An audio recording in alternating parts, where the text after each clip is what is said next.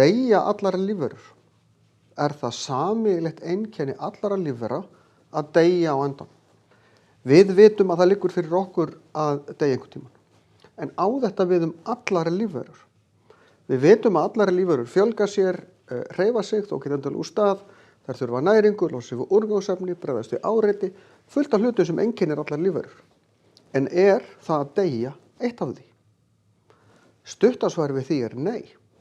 Vegna þess að það eru til lífverur sem hætta að vera til án þess að deyja. Það er þannig að öll dýr deyja á einhvern hátt.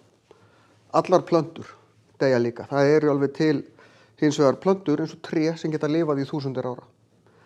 Það eru líka til dýr eins og marglyttur sem geta lifað mjög lengi og endurnýja sig bara nánast aftur og aftur, en þær deyja á endan.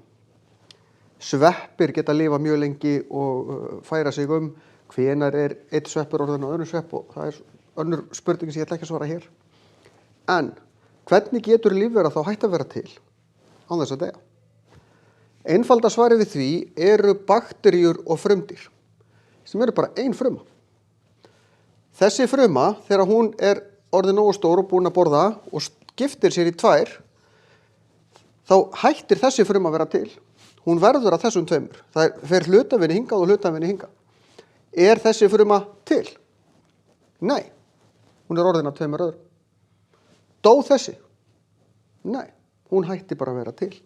Þannig að það er ekki sameiginlegt einkenni allra lífvera að deyja.